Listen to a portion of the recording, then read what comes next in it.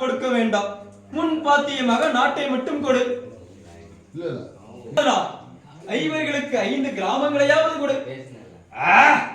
திக்கட்டும் பிச்சை என்பவனையும் எனது தலைவனாக ஏற்றுக்கொள்வேன்.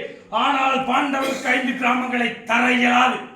பேசி குலத்தில் பிறந்த ஒருத்தியை எனது இல்லத்தரசியாக்கவும் தயங்க மாட்டேன். ஆனால் பாண்டவர்களுக்கு 5 கிராமங்களை தர இயலாது. யமதர்மன் என் எதிரில் வந்தாலும் என் சிரசை அழைக்கவும் தயங்க மாட்டேன். பாண்டவர்களுக்கு 5 கிராமங்களை தர இயலாது. இல்லாவிட்டால் 5 வீடாவது கொடு. அம்மனமானவனுக்கு அரையறை அகப்பட்டால் போதாதா? கண்ணா, நிலையிட்டு கிடைக்கின்றது. காடே கதியாய் திரிந்த ஐவருக்கு இவ்விடத்தில் ஒரு வீடு கொடுத்தால் போதுமே. கண்டோம் கண்டோம் என கண்களில் ஒத்திக்கொள்வார்கள்.